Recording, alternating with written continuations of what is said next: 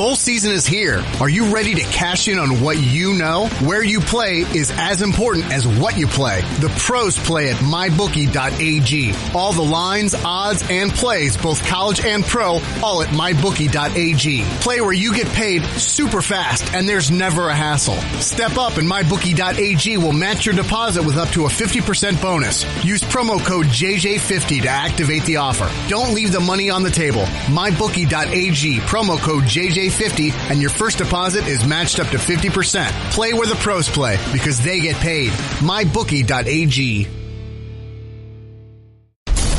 And now, Jalen and Jacoby on ESPN Radio. When I pop the trunk, head the dirt. Y'all pop the trunk, I pop the hood. Now act stupid, I'll pop the trunk. Now give me a boom.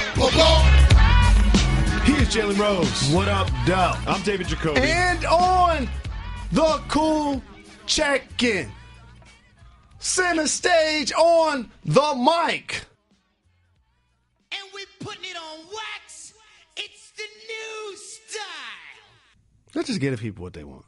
Got to give the people give people what they want. Oh, Reg, little late. You forgot how the open goes, Reg? Reg giving us some excuses from the control room right now. Setting up for our guests, he says. We have some very special guests coming on later in the show. But there are no more important voices to hear on this program than the voices of you, our listeners, and our television watchers. Don't forget, if you call 985-80-JALEN, you can leave a voicemail for the show. Ladies! Hey, ladies! Don't forget to call us and leave voicemails.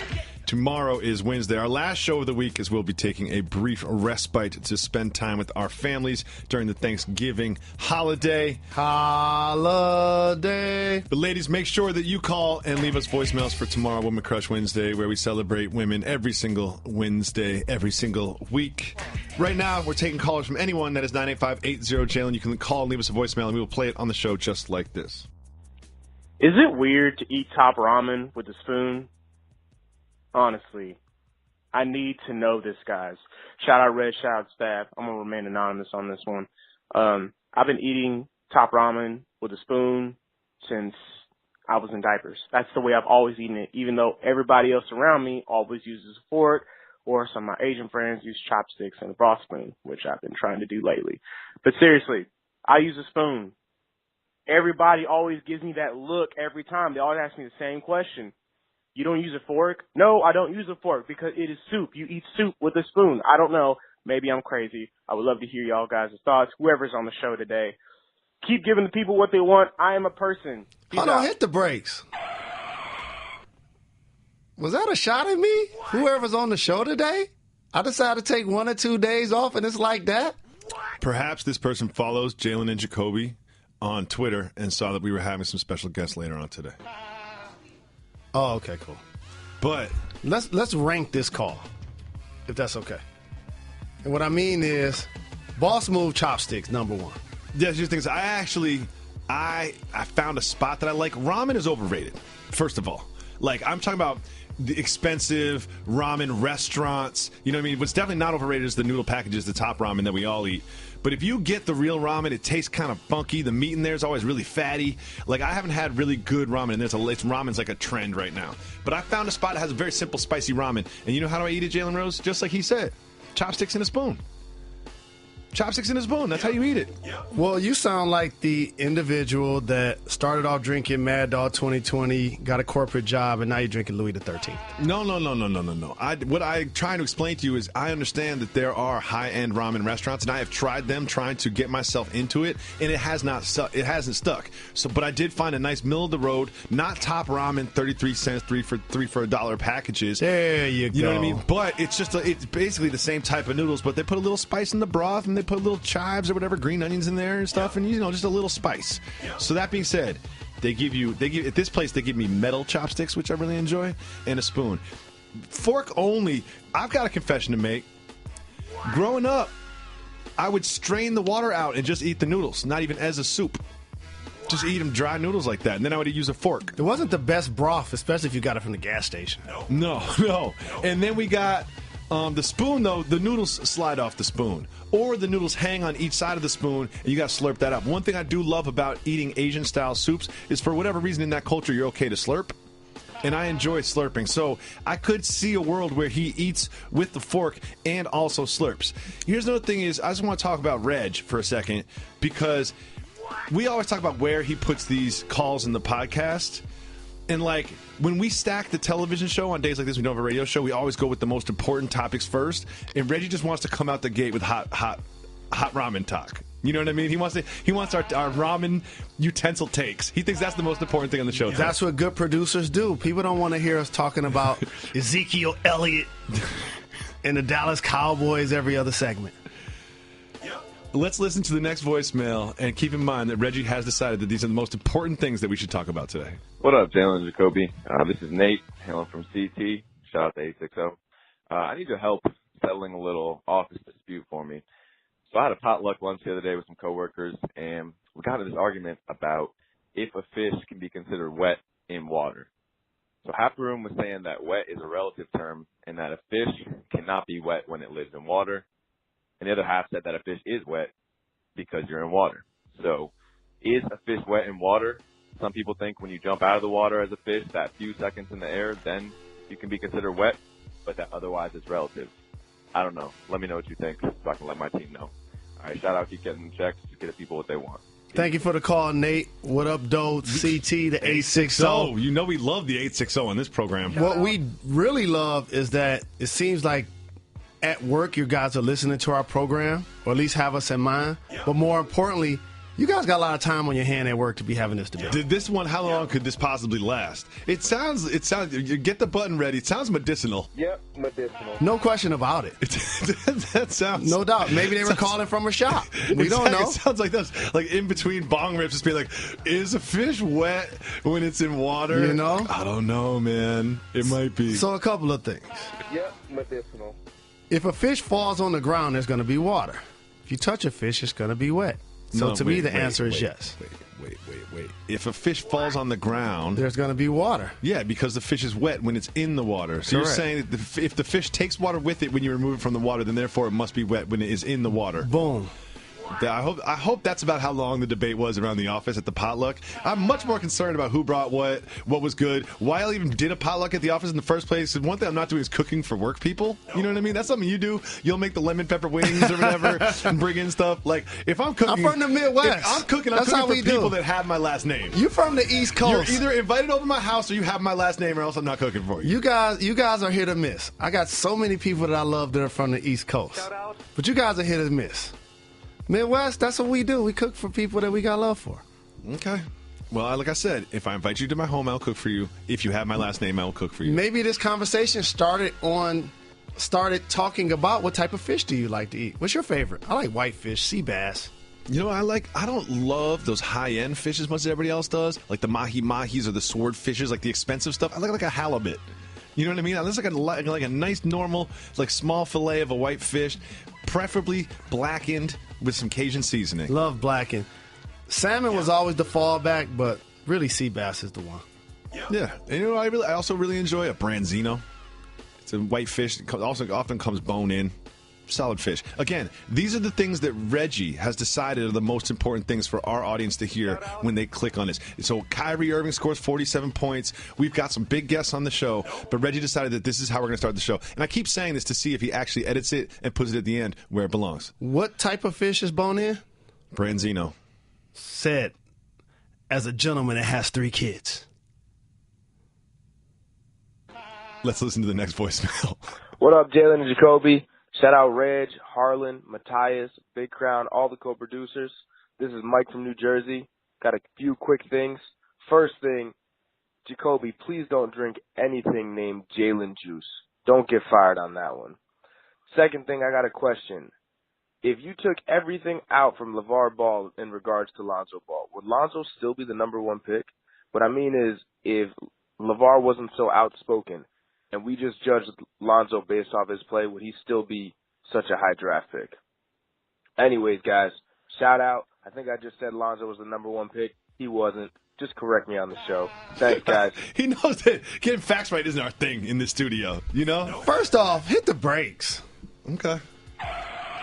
Let's talk about Jalen Juice. Okay. First off, I didn't make it up. No, I Okay. know. But that doesn't mean you can't take credit for it. I take I credit didn't for make it stuff up. I didn't make up all the time. I didn't make it up. It's just I'm here to educate the masses at things that I do that I feel like give me an edge. There are certain people that don't realize that they're addicted to caffeine until you realize you're drinking coffee every day, you're drinking espresso every day. There are also people that take performance enhancers and Viagras and things like that. I don't take anything except vitamin C. But what I do take, get out a pen and paper. I'm going to tell you, it works. I'm telling you. Covers all of the bases. You know, I ain't going to get a Frank Thomas commercial for this, but it works for that too. You like tea? I'm drinking tea right now. Okay, good. English breakfast. So a little bit of almond milk. Started with the hot water. Okay. Hot water. Okay. Throw a little lemon in there. You told us how to do this before. I'm just saying, he act like he didn't get it, so I got to break it back down. Hot water, lemon, ginger, cayenne, and a little raw honey. You don't want to get the too sweet honey. You're not I trying. don't like honey like that. Yeah, exactly. You ain't even. Some people are going to think. First off, it's not going to taste great. So don't think that you're going to drink it and be like, oh, this is the best tasting thing I've ever had in my life. Not a milkshake. No doubt about it. But judge the results. You're going to have more energy. Are we talking like 2 ounces of liquid or like 4, 8? Like you never really discuss the ratio of each thing. You just eyeball it. Like a normal cup of tea. Oh, like 6 ounces. Yeah, like a normal cup of tea, a mug of tea I or like larger. to do like a shot. No, not a shot. No. Oh, I forgot the most important thing. I forgot one thing. I don't know how you had to write down and then read back the ingredients to this thing, which Apple cider vinegar. I've memorized at this point. We have all the ingredients. We're just waiting for kind of a slow day where we can actually do the actual. So here's the ingredients: apple cider vinegar, lemon, ginger, cayenne, and if you want it to be a little sweet, throw a little raw honey in there. And you know what? I'm not going to address the fact that Jalen Juice could have certain connotations that I understand that certain people could take a certain way, but that does. If it's not on my mind, then I'm not worried about it. But one thing I will say is I do kind of regret having my Instagram handle be Jacoby Juice. You know, I was just trying to at the moment when you're like I'm in a car, like I'm not spending a lot of time, not like in a laptop, but I'm in a lot of time. I'm like, oh, let me get on IG, and I was like, let me think of something that'll work, and I had Jacoby Juice as an email once upon a time, and I guess that's just where it is now. And there's dudes in my neighborhood that be like Jacoby Juice when I walk by with my kids. I'll give you a real email if you want. It's my real email is michael.jordan@gmail.com. That's exactly what it is. michael.jordan@gmail.com. Hit me up. And pro tip. See, this is more important than the what kind of fish do you like, or is a fish wet, or how do you make whatever Jalen Juice is. This is a pro tip right here. When you send an email to a group of people, always funny to put in the CC line. I always put like Barack.Obama@gmail. You know what I mean? Oprah at Own Network or whatever. Especially if you're inviting people to a party, always a good. It's like a well done pizza. It'll always get you a laugh. It'll always get you some good replies. It's always a good joke. It's cultural, that part. What is? The whole last paragraph. What do you mean? You don't think that's so funny? you gonna put Barack Obama in a mention and think people gonna come to the party? If I'm having a barbecue or something, I'll just joke. I'll put in I'll BCC everybody so no one gets each other's email address. They don't know who's coming or whatever. And then I'll only put like Bill Murray at somethingproductions.com, and then Barack Obama, Oprah, and a couple joke ones. When you get a chance, ask any of them did they laugh when they saw it. I think you're just entertaining yourself. Yeah, that's it. I'm not here for anybody else's entertainment. I see. You want a magazine in the bathroom? No. That's twice for you today. You threw a lob. That's twice for you today. The first one didn't land. Let's listen to another voicemail. Is Chandler Parsons for real? No. Bowl season is here. Are you ready to cash in on what you know? Where you play is as important as what you play. The pros play at mybookie.ag. All the lines, odds, and plays, both college and pro, all at mybookie.ag. Play where you get paid super fast and there's never a hassle. Step up and mybookie.ag will match your deposit with up to a 50% bonus. Use promo code JJ50 to activate the offer. Don't leave the money on the table. mybookie.ag, promo code JJ50 save $50 and your first deposit is matched up to 50%. Play where the pros play because they get paid. MyBookie.ag. Jalen, we don't have guests on this show. We don't. Strict VIP. So we have some legends in the building if you see some other people on the screen with us. Joined by Fabolous and Jadakiss. Thank you both so much for coming through. It means a lot to us. Freddie and Jason. Jalen and Jacoby. Yes, indeed. Right. And we got the Black Friday release of the Freddie vs. Jason mixtape. We're all very excited for it. It's actually called Friday on Elm Street due to some licensing issues. I understand. Yeah. You're like, how much? Okay, yeah. We'll change the name. We'll change the name. No problem. Yeah, no problem at all. Last night, Kyrie Irving, who has been on fire, absolutely scorched the Mavs. He had 47 points on 22 shots, doing it in all different ways. Here you see him weaving through the lane, getting Dirk, who didn't even jump, trying to contest that. JJ Barea going right past him. Ultimately, the Celtics won in overtime and extended their streak to 16 games. After the game, Danny Ainge tweeted this about Kyrie's performance. Maybe the world is flat at Kyrie Irving's Celtic world. So, Fab, my question is for you. Kyrie Irving said the world was flat, and we all kind of laughed at him for it. And now Danny Ainge is kind of rolling with it because he's playing so well. Would you support Jada if he said the world was flat? Yeah, if he was playing well, if he was rapping, well, you got to support whatever. Sometimes, too, you got to support whatever kind of mind state is getting people to play at or perform at their highest level. So I would definitely, support my brother, support kids, support anybody who's in my circle to perform well. You know what I'm saying? Just to give them that reassurance that you support them and you behind them. You know what I mean? Yeah. Next, we have this. There's been a lot of talk about medicinal marijuana use in the National Basketball Association. Cultural. First, we had David Stern saying that he supported actually it being legalized for players in the NBA. Karl Anthony Towns, a rising superstar, also supported that. Jada, I saw you already gave it the thumbs up. Do you support them sort of allowing players to use medical marijuana in the league? I support it. I watch a lot of TV. I watch a lot of shows. I see retired and ex-sports athletes that say the medicinal marijuana helped them more than, other meds and things that they were given. So why not? If it's being tested and right before your face and working on athletes that endured enormous amounts of pain, let them use it. I'm rolling with you, Kiss, and I want to get your thoughts, Fab, because the opioid crisis has continued to take off. And we only had this conversation where athletes get punished for marijuana in basketball and in football. Those sports just so happen to be majority black sports. We don't have this conversation in NASCAR and tennis, in golf. So, Fab, how do you feel about it possibly being cultural and it being something that possibly can benefit the players? I'm really 50-50. I think as for a player, it's definitely per their use and per, how it helps their situation. But I also think when you think of NBA players, how big they are as role models for kids. You know what I'm saying? So that's where the line gets a little crossed a little bit with me, because I know kids are gonna take on and do whatever their favorite players are. When you still shooting a piece of trash in the garbage can saying Kobe. You know what I'm saying? So everything that they do is influential to them. So I don't know if a 12-year-old should look to a basketball player or athlete and see them smoking weed, and you know what I mean. So, but I do feel that's why I'm on the fence with it. I don't think they would be.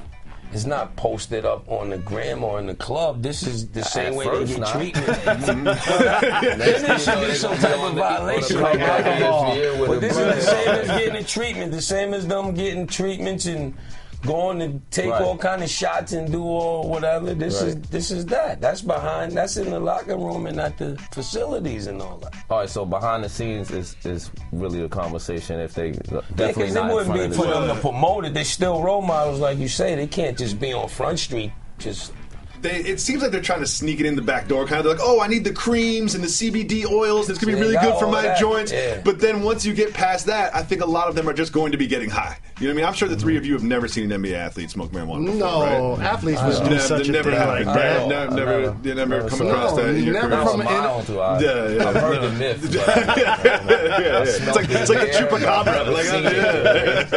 I don't recall. Next, it's about to get socially awkward for Ray Allen. Now, this is complicated. I'm not going to spend the 30 seconds it'll take to describe everything that happened in this case, but Ray Allen was catfished by a man pretending to be multiple women on the internet. And then it seems like he was extorted by that person. It seems like he paid that person and had a confidentiality agreement. And now that person that catfished Ray Allen is bringing him to court saying that Ray Allen was stalking him online. It gets very messy and confusing. It sounds like there's a crazy person out there that's not Ray Allen. My question for you is this, we all are on social media. You see the ads and you see the DMs. What are some red flags when you see something in there? Everything's a red flag. Everything. I can't even gauge what and where. It's a messy game and on DM Avenue, and unfortunately, people are gonna get caught up and continue to get caught up because there's no way to gauge. You're talking to somebody that you completely don't know in most cases of that. So you don't know what kind of person it is. You don't know what their motive is. You know what I mean? All you can see is this picture. If it looks nice, still might not be there. Right. Yeah. And that goes down to why you're being like you could get catfish because it might not even be their picture. You're having a broad conversation about whatever y'all are talking about with somebody who might not even be them. So there's no safety net on the net. How do you think Ray Allen explains this to the people around him? So it's levels to this. The number one reason why he got in trouble is because he's married. Mm-hmm. So that's what made him pray. That's what started the whole That's a tough conversation. That started the whole cover-up. Right? Anybody else was like, he doesn't need to pay. You don't need to pay anybody. Yeah. Correct. And the second thing is if you have something to lose, money, fame, your reputation, those are the people they're going after. So that then those are the people that turn around and pay them off for their confidence. Mm-hmm. Well, I want to thank both you guys for coming on the show with Jalen, but this isn't the first time that you guys have done a little production with Jalen before. Oh, I thought you was going to say this was the first time Ray Allen got Probably not, let's be honest. Well, it's not. He got caught sliding in the DMs and sent it out to the public before. Oh, that is right. This is true. Ray needs to get back in the league. He needs to get back in the gym. He needs to go to the big three. Time on his right now. Somebody got to sign Ray right now. He's used to taking 1,000 shots a day. Right. You know what I mean? He's just taking different kinds of shots. Exactly. But you guys have worked with Jalen before. Jalen's actually appeared in a video of each of yours. And my question is for you, Jalen. When you look at these appearances, here you are in the barbershop getting the famous hairline done. And in this next one, trade it off. You can know what year that is because you've got the quadruple XL. Jalen has had a sharp hairline since Michigan days. Like, you know what I mean? That's part of his, you know what I mean? He don't get enough credit for that. I just want to know. He gives himself plenty of credit for that. We talk about it every day on the show. Yeah, he leads with that. He's like, I don't got the ring, but I got the hairline. He didn't pay attention to black people's hair until we started becoming brothers. No, I didn't even care about hairlines. Beijing, we got put Beijing. That's a city. Beijing's a city. Not at all. He didn't know about the topics or none of that. The black farmers look at my hairline, they're confused. They're just like, go away. We're done. We're done. Just go. It's fine. Bars! You know what I like more than music, We Jacoby. are joined by Fabolous and Jada. What do they have, Jalen Rose? Bars! 20 years worth. Get out the pen and pad, youngsters. Where do I like to hang out, Jalen? Bars! So you are dropping Friday on Elm Street. This Friday, Black Friday. What can fans look forward to with this project? Good hip-hop. Some New York City, authentic, great hip-hop from two of, the architects of New York City hip-hop, you know what I'm saying? So that's a good point. I associate the two of you so much with New York City, and after beating the Knicks, LeBron James posted this on Instagram, a picture of himself standing on a Knicks logo saying, "You're welcome, King of New York." Mm-hmm. Jada, what do you think about LeBron trolling the Knicks? I thought that was good for sports, good for basketball culture, good for Good press, good internet. You know what I mean? I didn't take it. I didn't take it to heart. People was taking it to heart. People was putting up their life on. You know what I mean? I didn't think it was that serious. LeBron death threats. He had a good game, and he let you know about it as he was supposed to. Okay. And it's the Knicks' fault because they had that game.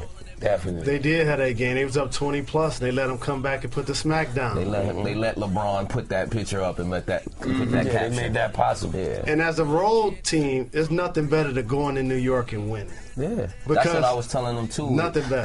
That's the Garden is like every big time player has came to the Garden and want to show their stuff on. You know what I mean? Jordan, Kobe, LeBron. Even Steph Curry had a signature game there. Like when you were going to the Garden, how was it different for you, Jalen? Oh, it was. Indiana and the Knicks were rivals when I played. That's the glory days of the most recent Knicks history. They had Patrick Ewing and LJ and Spreewell and Allen Houston. They had John Starks. Not only was the teams more aggressive, I feel like New York was more aggressive. It was. Like you were gonna hear it. You know what I mean? When you come into town, you know what I mean, the fans were way more aggressive. So the walk to from the hotel to the Garden or however you got there was a little different back then than it is now. And nothing was better than LeBron and them took the train. How about that? That wouldn't have happened. I was not getting on the train with Reggie and Mark Jackson, and he from there. No, not gonna be able to do it. That wasn't happening. I was on that train ride. I was wondering about the Metro card. Like some guy had to get a $60 Metro card, let everybody go through. You know, it was just like logistically difficult. That would have been the worst train ride you would have ever had in the 90s, man. No doubt. So being New York City pioneers and seeing athletes out and about on the scene, champagning and campaigning, who's some of you guys' favorite New York City athletes? Recent or? Whatever you want. All time, yeah. Joe Namath, Derek Jeter. They could be from New York. Yeah, they of course the captain. I would say, of course, the captain, Derek Jeter. Jeter always was a class act. All of them Knicks from back then, from Ewing, Mason. Ewing. They cool dudes, Mobley, Mason. Strickland. All of them old guys, you know, all of the vintage NBA some of the younger guys now, Odell and Odell. You never see them out. Yeah, I see them. Oh, you do? Oh, you think Odell goes out? Oh, you think he goes out? Not right now. He's rehabilitating right now. Let's get it back right. Well, both of you guys are wearing watches. I'm sure you've seen a lot of fancy timepieces, but we featured Jada on this program because you created the greatest clock or watch in the history of this human species. That's classic, right? You have the 1 through 12 Jordans on the wall. I didn't create that. I just seen it. I seen it on the net on a couple of sites. I saw it too. Oh, take credit. Anybody who sees that, if you're a sneaker dude, you want that in your crib. You want that. Well, I'm glad you brought that up because it takes 12 pairs of sneakers to make that, right, Jada? Yeah. Which means you got another foot to build a second one somewhere, like this studio. Oh, you want me to? I thought I was donating the bus. Y'all want me to donate? I'd rather have a bus. No, we'll pay for it. We'll pay for it. I'm just saying you got because you had to buy 12 pairs, then use one foot. What you didn't see on that picture is I took them to Home Depot and got them shrink wrapped with the clear plastic, so they still wearable. Oh, smart. Yeah. And also they don't turn all yellow because you're gonna have that for a few years. They gonna. And you have some friends over. They want to touch them and stuff. Send them. It's all no, we're good. We're good. We don't have enough room. And triples. Jalen only lets certain stuff in the studio walls. He cares so much more about the studio walls than he cares about the show. It's kind of embarrassing. Walls are amazing in here. That's classic. He cares about. The Immortals. Well, you know, Immortal's important to Jalen and also sort of like legacy. You know, and there's one thing that we've already pitched this to you, Fab, when we saw you in New York, that's very important to Jalen, and that's what about the Barclays Center, Jalen? I'm disappointed when I go to New York City and watch the Nets play and see a statue outside of Captain America. They moved it since then, but they had one there at one point. There need to be a statue of the Notorious Big outside of that arena. Definitely needs a Biggie.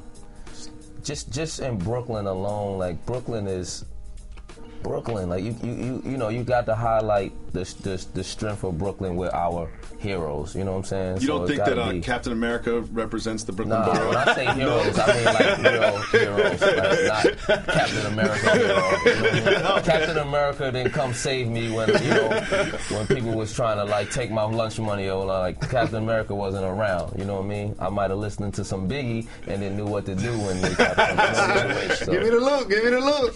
One thing I have to ask you about, because we talk about the Knicks and we talk about Biggie, do you think that story is true?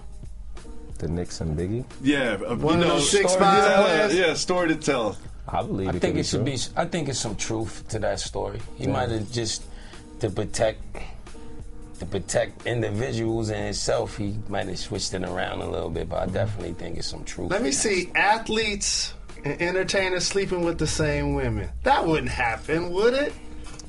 All right, now you know it's a television day. We have no radio show today, but we're always going to give you exclusive content on our podcast, leave you with a dope pod to step to. Jalen? Yes, indeed. I'm going to be honest, I didn't want you to ask this one on the television show. Because the executives can see the television show. The executives aren't listening 50 minutes into the podcast, so this is just for our listeners. It's just us here. I wanted to ask this question on TV, now I can ask it on the podcast. So, on this program, there will be zero LeVar Ball slander as far I will as I'm slander concerned. LeVar Ball all the time. Just because I appreciate the fact that he's an entrepreneur. And he's like Bundini Brown was for Muhammad Ali as Lonzo. To me, he's his hype man. You never seen Lonzo say anything. His dad's doing all the talking. He's counting the bread. He's trying to build a brand.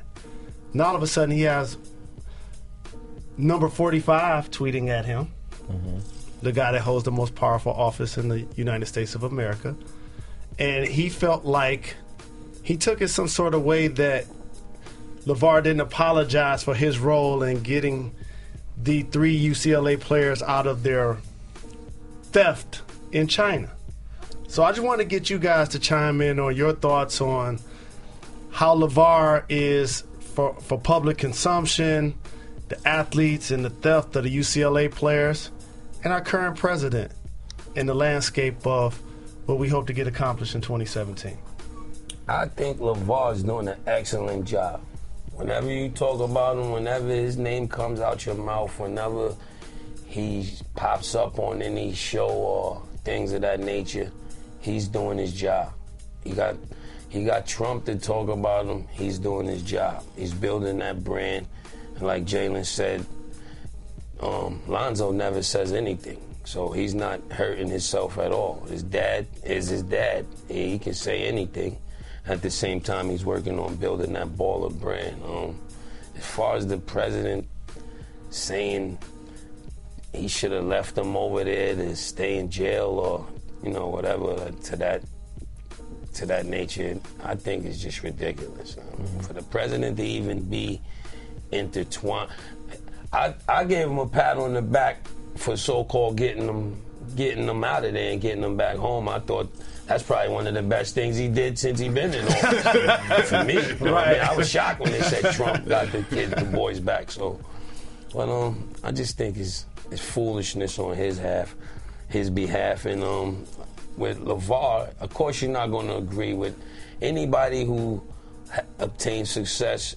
Is always going to have some haters and some people who disagree how they're forming love, building their brand, and that's just what he's doing. Yeah, I think he's building his brand and building a brand for his family, but most importantly, I think that he's not just a dad, but a black dad supporting his 3 sons, and in a world where it's more against them than for them. So he's trying to push them. It might even be motivation for his kids. It might even be motivation for other dads, like somebody to take it and maybe not do it the same exact way he's doing it. Maybe this is just his way of doing it. And I think he's pushing them forward. He's pushing Lonzo at the same time. Like you said, you haven't heard him say anything, but you don't hear much from Lonzo. And sometimes when he does talk, he might say the wrong thing. So, it's better that his dad can be his spokesman, his hype man, his man, his voice, because it also put a lot of attention on to Lonzo as well. I don't think he's answered up yet to all of this attention, but it's definitely got you looking at him. It's definitely got the Lakers making him kind of the king on the chessboard. You know what I'm saying? And like he's a focus point of the Los Angeles Lakers, who is a big franchise. So his LeVar Ball supporters put it there. For as far as Trump, man, Trump is just Trump handles things and not as a president would. Yeah. You know what I mean? Like he handles he's a regular guy. York, so we've heard of Trump and seen Trump's actions. A lot of the country, Trump is brand new or just know him from social media or real estate, his real estate things, or even not even reality show. He's that show, reality, Apprentice, so they know him from that. But while he was that, he always was somebody who you could gain from his personality. Now, his personality doesn't match being a president to me. So when he does all of these kind of things, it just shows you that. It just shows you, like, this is not the guy. A politician, people always hated politicians for being kind of conformed and being a politician, but there's certain reasons to that, because now you got somebody who was never a politician, and now this is the person you got, and he's not the good face for the job that he's in. And I just think that overall, besides this LeVar situation, everything that he does is tasteless to me. Like, he don't know how to address it the right way. I have a very simple question that a lot of people have had. Why did this project take so long to come together? Couple different reasons, truthfully. It didn't take that long, though. When you it's just everybody in the microwave. We're excited about it. We're excited. I think people are hyped about it. You can't say things before now like you could before. You could say things like, "Yo, this thing's coming at Christmas." People will be mad if you say something that's coming at Christmas now. They don't want to wait a month. They want you to say it's coming and it's there tomorrow. Want it now. Everybody is in that, even down to myself. Like, I want something, I want it instantly. I don't want it to take too long. You know what I mean? So I hate buying furniture, because when you go furniture shopping, it always takes 3 months and 4 months. What am I supposed to do? Have no couch? All right, I like this couch. Now I got to wait 4 months for the couch to come? So everybody's in that mind state, and technology and phones is all programmed for you to have everything instantly. You know what I'm saying? So I think us saying the project was coming was probably a bad idea in this era, but we also come from an era where it was anticipation. It was people couldn't wait to, you know what I mean? They locked this date in and be like, yo, but now there's no more of that. So you used to go buy the CD on Tuesday. Right, you know what I mean? Look forward to that. You open the CD, read the credits. No question. It was a different time, you know what I'm saying? So we just got to adapt to that and probably cut down the anticipation time. How have you two adjusted to the sort of the changing financial structure of the music industry? Because we're in an industry that's also changing the way the business is done as well. You guys have been in it for a long time. Definitely in the golden era, the budgets were bigger. They was throwing more money around, you know what I mean, just to throw it around wherever it was at. And which now, also probably led to this era of the microwave, shrinking, because they budgets. trying to get their money back quick. So they started the microwave era with whatever we can get our money back the quickest on, that's what we gonna go with. But right now it's the same. It's still a lot of outlets that make money, you know, merch, touring, side businesses. Streaming, you get money from streaming. Yeah, it's still. And now because of social and people seeing deeper than just your music, so you can do other things that, you know, other businesses, you can, you know, Kiss has Juices for Life. I have different, you know, ventures that I do. So it's a lot of things you could do just off your brand itself, you know what I mean? And that's where I wanted to go, because there are so many young people, like Biggie said, either you sling crack rock or you got a wicked jump shot. In our community, to feel like this is our way out, through sports, through entertainment, through rap music. Can you guys just talk about the level of sacrifice that it takes to be 20 years in this game, and what it's like to continue to put out quality content, and just like the time and the energy and the passion that goes towards it that the fans and the public just never sees? Yeah, I had to be a student. I was just about to say that. It's like an ongoing, it's like you in college forever. Once you get a record. You never know too much about anything. You learn something new every day. Constantly learn. Music changes every once in a while. Music changes maybe every couple years to me. Like, it's, you know, a sound could be, you know what I mean? I remember a time when I was coming in and New York still was the prominent force in what's the name, and then like the Little John era kind of came in and then started expanding, you know, South music to other regions. It wasn't that Mason Dixon. Somebody put a Little John ad in. That's our producer. So it wasn't this Mason Dixon line of where music stopped being North and South. It just started spreading. Then the internet helped grow that as well. So like, it's just about adapting, staying, keeping your ear to the street, so to say. Being a student, still learning, still, like, you know what I mean? I don't know if, I feel like a lot of the artists today aren't really built into being students of the game. They kind of like just chasing the success of right now. They got their formula, and that's what they running with. They don't even want no all the knowledge, or they don't even care to inquire about those before them. But I think anything in longevity, you have to be a student. I think you can learn from mistakes that other people made to help you go further along as well. You know what I'm saying? I want to appreciate you guys both for coming through. One more plug. What's happening this Friday? Friday on Elm Street. Yeah, man. Bars! It's time for Soft Move or Boss Move. The Sixers beat the Jazz last night, but the most interesting part of the game happened right here. We have Joel Embiid blocking impressive rookie Donovan Mitchell's shot. He talks to him a little bit. Mitchell gets up, gives him a little shove, and Embiid goes down. Now, let me remind you that Mitchell weighs 209 pounds, Embiid weighs 249. Jalen, taking advantage of the flop opportunity, even when you are outweighing somebody by 40 pounds. Soft move or boss move?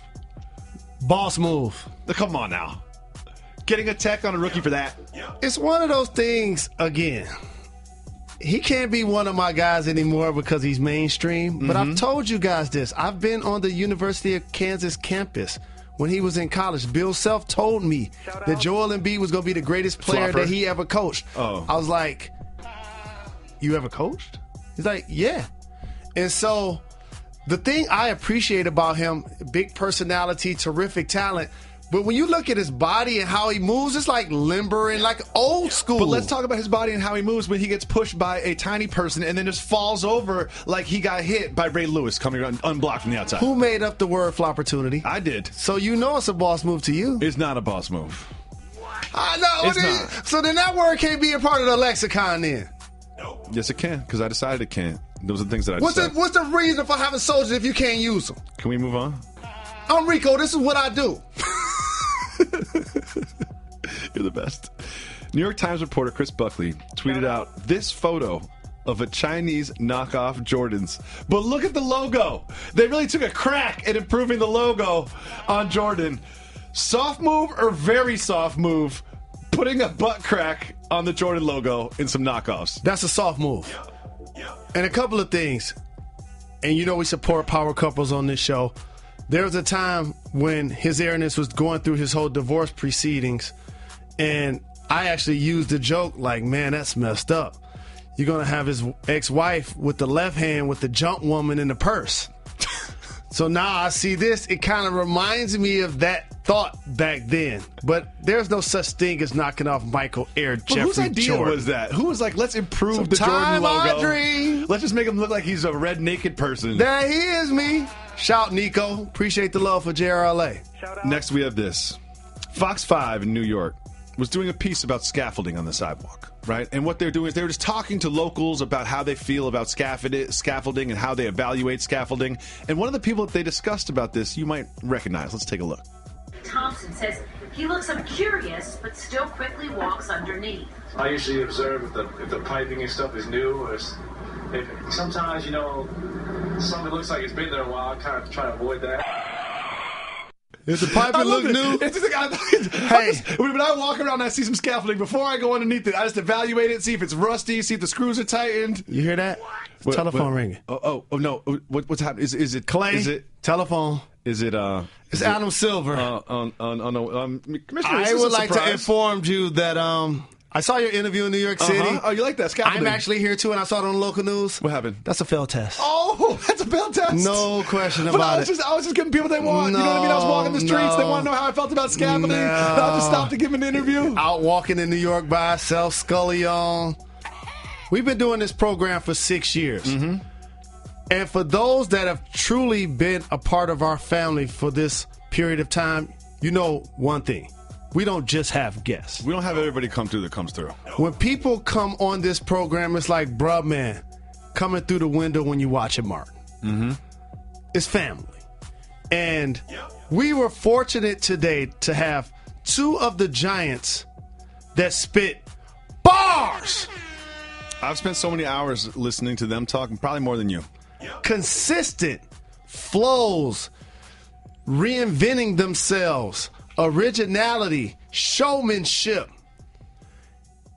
And to have Fab and Kiss both appear at the same time like Freddie and Jason. Oh, man, I can't wait till the album come out. We really appreciate them. And if you enjoyed their appearance, tweet at them. Right now, pull out your phone. Shout out. Tweet Jadakiss. Tweet Fabolous. Let them know you appreciated them on this program and go support their project. Make sure you cop that on Friday after Thanksgiving. And I can't leave this out. Big shout out to my brother Styles P. Shout out. What up, though, to Chic Luciano? Shout out. Drop a bomb like Charlemagne for DJ Clue. This is what we do. Jalen and Jacoby, we'll be back tomorrow. Got to give the people